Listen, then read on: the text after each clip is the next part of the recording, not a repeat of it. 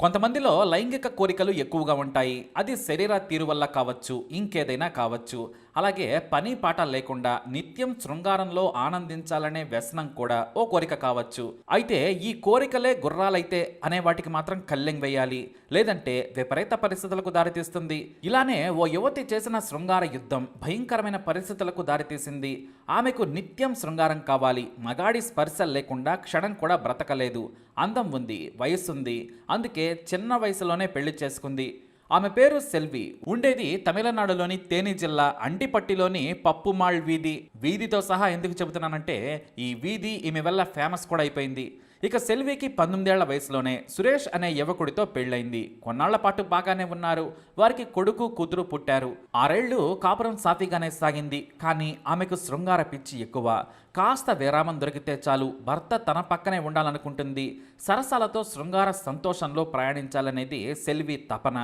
జీవితం వేరు, కోరికలు వేరు. దుండిగల్లోని ఒక ప్రముఖ క్యాటరింగ్ సంస్థలో సురేష్ పనిచేస్తూ ఉంటాడు. అతనే అక్కడ ఫుడ్ టేస్ట్ డిపార్ట్మెంట్కి హెడ్. మంచి రుచితో వంటలు చేయించడంలో సురేష్ దిట్ట.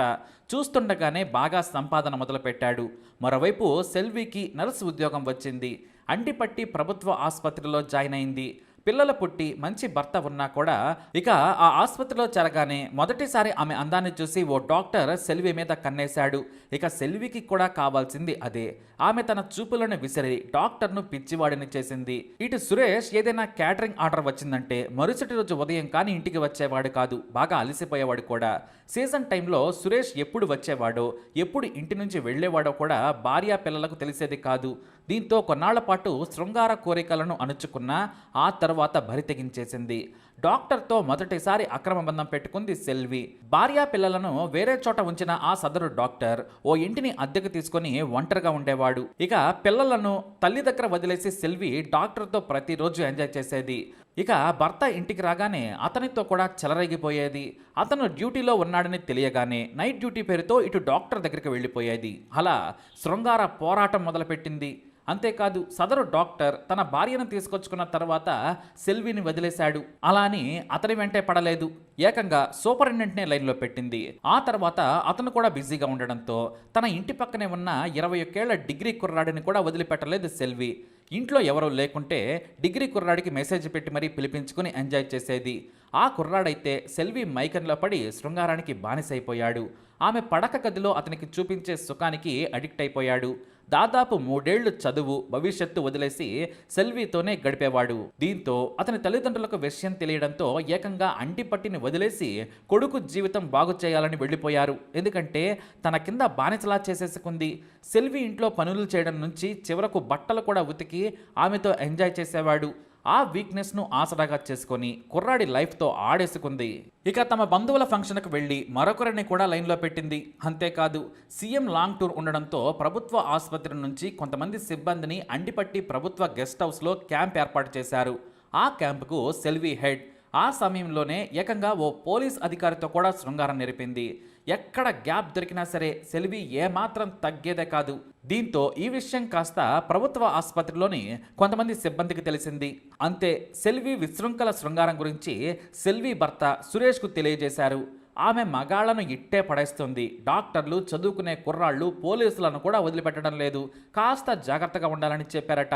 ఎందుకంటే తన తోటి నర్సు భర్త కూడా అదే ఆసుపత్రిలో పనిచేస్తుండగా ఒకే రోజు రాత్రి అతనితో గదిలో నుంచి వస్తూ ఉండగా చూసిందట సదరు నర్స్. దీంతో సెల్వి భర్తకు ఆ విషయం ఆమె లీక్ చేసిందట. ఈ విషయంపై సురేష్కు సెల్వికి గొడవలు కూడా జరిగాయి. ఇలా అక్రమ బంధాల గురించి గొడవలు జరుగుతున్నా సరే ఇద్దరూ 15 ఏళ్ల పాటు కాపురం చేశారు. కానీ వయసు పెరిగే కొద్దీ సెల్వి ఇంకా రెచ్చిపోయింది తప్ప ఎక్కడా తగ్గలేదు. తన బుద్ధి కూడా మార్చుకోలేదు. ఇక చేసేది లేక పిల్లలకు అసలు విషయం చెప్పేసి ఆమెను వదిలేసి వెళ్ళిపోయాడు సురేష్. సెల్వి తన పిల్లలను తల్లిదండ్రుల దగ్గర వదిలేసి అంటిపట్టిలోనే తన లవర్స్ దగ్గర డబ్బు లాగి మంచి ఇల్లు కొనుక్కుంది. అంతేకాదు మొదటి అంతస్తులో తన బెడ్రూమ్ను మాత్రం ప్రత్యేకంగా తయారు చేయించుకుంది. సెల్వి ప్రియుడైన ఓ డాక్టర్ ఆమె కోరిక మేరకు ఖరీదైన ఫోమ్ బెడ్ను కానుకగా ఇచ్చాడు. ఇద్దరూ ఆ బెడ్పై ఎంజాయ్ చేసేవారు. గదిని కూడా చాలా శుభ్రంగా రాజుల పడక గది కంటే అద్భుతంగా చేసుకుంది సెల్వి. ఆ గదిలో డాక్టర్ మాత్రమే కాదు, తనను తప్పుడు చూపు చూసిన ప్రతి ఒక్కరిని బుట్టలో పడేసింది. ఎవరైతే సెల్విని చూసి రొమాంటిక్గా మాట్లాడుతారో వారిని డైరెక్ట్గా పడక గదిలోకి లాక్కెళ్ళిపోయేది సెల్వి. ఆమెకు ప్రతి రాత్రి శోభనం రాత్రిలానే ఉండాలి. అదే ఆమె దగ్గరకు వచ్చిన వారికి కొత్త సంతోషాన్ని, సరికొత్త స్వర్గాన్ని చూపిస్తోంది. అందుకే సెల్వి స్పర్శ తాకిన మగాడు ఆమెకు అంత తొందరగా దూరం కాడు. సెల్వితో ఎంజాయ్ చేయాలంటే ఆమె ఇంటికి వెళ్తే చాలు, హాయిగా మందు బిర్యానీ తింటూ ఎంజాయ్ చేయొచ్చు అనుకుంటారు. అలా భర్తతో విడిపోయిన కొన్నాళ్లకే దాదాపు 150 మందితో అక్రమ బంధం పెట్టుకుంది సెల్వి. ఆమె ఇంట్లో ఎప్పుడూ కనీసం 100 నుంచి 500 కండములు సిద్ధంగా ఉంటాయి. వేరువేరు ఖరీదైన ఫ్లేవర్స్ తెప్పించి పెడుతుంది. మరీ ముఖ్యంగా కొంతమంది స్పెషల్ లవర్స్ వాటిని ముందే తెచ్చి అక్కడ పోస్తారు. ఎంతలా అంటే విదేశీ ప్యాకెట్లు కూడా ఆమె కోసం ప్రత్యేకంగా తెచ్చిన లవర్స్ ఉన్నారంటే ఆశ్చర్యమే కాదు. అయితే ఇంత బరితెగించినా కూడా ఎవరితోనైనా సరే ప్రొటెక్షన్ లేకుండా మాత్రం శృంగారంలో పాల్గొనదు సెల్వి. నర్సుగా తనకొచ్చే జీతం తక్కువ, కానీ లైఫ్ మాత్రం డాక్టర్ల కంటే రిచ్గా ఉంటుంది. అయితే వయసు మీద పడిన తర్వాత రూట్ మార్చింది సెల్వి. 100 మందితో శృంగారాన్ని కొన్ని వేల సార్లు ఎంజాయ్ చేసింది. దాదాపు 150 మంది రెగ్యులర్గా ఆమెకు టచ్లో ఉండేవారు. ముందే ఆ రోజు ఎవరో ఫోన్ చేస్తే వారికి అపాయింట్మెంట్ ఇచ్చేది. తన డ్యూటీ పూర్తి చేసుకొని వచ్చిందంటే చాలు, ఇంటి పనిని పని మనిషితో చేయించుకొని ఉదయాన్నే పంపించేస్తుంది. సాయంత్రం ఆమె ఇంటికి లవర్ ఖచ్చితంగా దిగుతాడంతే. ఒంటరిగా పడుకోవడం అనేది సెల్వి డిక్షనరీలోనే లేదు. అయితే పిల్లలు పెద్దయ్యారు, కూతురు కూడా పెళ్లి చేసుకుని భర్త దగ్గరకు వెళ్ళిపోయింది. కొడుకు చదువు కోసం వేరే పట్టణంలో ఉంటున్నాడు. వయసు మీద పడ్డ తర్వాత శృంగారాన్ని అడ్డం పెట్టుకుని డబ్బులు వెనకేయాలనుకుంది సెల్వి. కొత్తలో కేవలం తన సంతోషం కోసం ఫ్రీగా ఎవరు దొరికితే వాడిని పిలిపించుకుని ఎంజాయ్ చేసేది. కాకపోతే 45 ఏళ్ళు దాటిన తర్వాత వీక్గా ఉన్న లవర్స్ నుంచి లక్షలకు లక్షలు వసూలు చేయడం మొదలుపెట్టింది. ఇల్లు కోసమని, లేదంటే అప్పులున్నాయని డబ్బులు అడిగేది. తనకు నగలు కావాలని పోలీసులు, డాక్టర్లు, చోటా నాయకులతో ఎంజాయ్ చేస్తూ వసూళ్ల పర్వం మొదలుపెట్టింది. అయితే సరిగ్గా అదే సమయంలో ఆమె సొంత ఊరైన అండిపట్టి నుంచి ఆమెకు కొడంగిపట్టికి బదిలీ జరిగింది. తన లవర్స్తో పైరవీ చేసినా బదిలీ ఆగలేదు. దీంతో అండిపట్టి నుంచి ఆమె బలవంతంగా కొడంగిపట్టికి బదిలీ కావాల్సి వచ్చింది. అయితే ఎక్కడికి వెళ్ళినా సరే సెల్వి ఫస్ట్ టార్గెట్ దిట్టంగా ఉన్న కత్తి లాంటి మగాడిని బుట్టలో వేసుకోవటం. ఇక అక్కడ కూడా కొత్తగా పెళ్ళైన రామచంద్ర ప్రభు అనే ఉద్యోగిని బుట్టలో వేసుకుంది సెల్వి. అతని వయసు 30 ఏళ్ళు, సెల్వి వయసు 45. కానీ ఫిగర్ను, గ్లామర్ను మెయింటైన్ చేసే సెల్వికి రామచంద్ర ప్రభువును తన ఒళ్ళో వాలేలా చేయడం చిటికలో పని. అదే చేసింది కూడా. ఈ రామచంద్ర ప్రభువునే టార్గెట్ చేయడం వెనుక వయసుతో పాటు అతనికి చాలా ఆస్తి కూడా ఉంది. పైగా కొడంగిపట్టికి బదిలీ అయిన తర్వాత ఒక ఇంటిని అద్దెకి తీసుకున్న సెల్వి నిత్యం తన ప్రియుడిని అక్కడకు పిలిపించుకునేది. అతనేమో కొత్త పెళ్ళం ఉన్నా సరే ఏజీ బారైన సెల్వి చూపించే కసి ప్రేమకు బానిసయ్యాడు. ఆ వీక్నెస్తో ఇల్లు కట్టుకుంటానని మాయమాటలు చెబితే 10 లక్షలు ఇచ్చేశాడు. ఆ తర్వాత వేలకు వేలు సమర్పించాడు కూడా. అతని అకౌంట్లో నుంచి డబ్బులు మొత్తం ఖాళీ అయ్యాయి. చివరకు భార్య నగలను కూడా తాకట్టు పెట్టాడు. దీంతో కొత్త పెళ్ళాం తన భర్తపై నిఘా పెట్టడంతో ఈ విషయం గుట్టు రట్టయింది. రామచంద్ర ప్రభు బంధువులు కొడంగిపట్టి ఆసుపత్రి సూపరింటెండెంట్కు విషయం చెప్పి గొడవ చేశారు. తన భర్త దగ్గరున్న డబ్బులను ఇప్పించాలని కోరడంతో ఆమె తనకు డబ్బులు ఇవ్వలేనని తెగించి చెప్పింది. ప్రతిరోజు ఒంటరిగా ఉంటున్న నా ఇంటికి వచ్చి అసభ్యంగా ప్రవర్తించాడు. నాకు మాయమాటలు చెప్పి లొంగ తీసుకున్నాడని కబుర్లు చెప్పింది. నా దగ్గరే డబ్బులు తీసుకున్నాడని కహానీలు చెప్పింది. కానీ అతని అకౌంట్ నుంచి డబ్బులు నేరుగా సెల్వి అకౌంట్కి ట్రాన్స్ఫర్ అయ్యాయి. వాటిని ఆధారంగా చూపించడంతో సెల్వి నోరు మూతపడింది. ఇక ఆసుపత్రి అధికారులు చేసేది లేక సెల్విని మళ్ళీ అండిపట్టికి బదిలీ చేశారు. అలా అండిపట్టికి మళ్ళీ చేరుకుంది. తన సొంత ఊళ్ళో ఆమెకు ఇంకా హాయిగా ఉంటుంది. ఇక సెల్వి తోడు అలవాటైన 100 మంది ఫోన్లు చేసి వస్తున్నామని చెప్పేవారు. కానీ శృంగారంలో గట్టిదనం కంటే పాకెట్ బలంగా ఉన్నవారనే దగ్గరకు రానిచ్చేది సెల్వి. అలా రోజుకో కొత్త వ్యక్తితో ఎంజాయ్ చేసేది. అయితే రామచంద్ర ప్రభు మాత్రం సెల్వి గురించి పూర్తిగా తెలుసుకొని కళ్ళు తెరిచాడు. తానిచ్చిన డబ్బులు తిరిగి ఇవ్వాలని బలవంతం చేయడం మొదలుపెట్టాడు. అయితే సెల్వి మాత్రం తన దగ్గర లేవని, రిటైర్మెంట్ అయ్యాక ఇస్తానని చెప్పేది. రామచంద్ర ప్రభు ఒప్పుకునేవాడు కాదు. వెంటనే ఇస్తానని చెప్పి తీసుకున్నావని తిట్టేవాడు. ఇద్దరి మధ్య గొడవలు ముదిరిపోయాయి. నువ్వు నా దగ్గర ఎన్నోసార్లు 1.5 పాటు గడిపావు, వాటికి లెక్కలేస్తే నువ్వే నాకు డబ్బులు ఇవ్వాలని అసలు విషయం చెప్పింది. దీంతో రగిలిపోయిన రామచంద్ర ప్రభు నవంబర్ 24, 2021న సెల్వి ఇంటికి వెళ్ళాడు. ఆదివారం కావడంతో ఇంట్లోనే ఉంటుందని గ్రహించి ఉదయమే వచ్చాడు. అప్పటికే ఆమె లవర్ ఇంట్లో ఉన్నాడు. రామచంద్ర ప్రభు రాగానే తన డబ్బులు ఇవ్వాలని గొడవ పెట్టుకోవడంతో సెల్వి ప్రియుడి ఇంట్లో నుంచి వెళ్ళిపోయాడు. ఇద్దరికీ కాసేపు గొడవ జరిగింది. తాను ఇవ్వనని తెగేసి చెప్పింది. నన్ను వాడుకున్నందుకు నీ డబ్బులకు బాకీ తీరిపోయిందని సెల్వి చెప్పింది. దీంతో ఆవేశంలో ఆమెను గట్టిగా పట్టుకుని తలను పదే పదే గోడకు బాదాడు రామచంద్ర ప్రభు.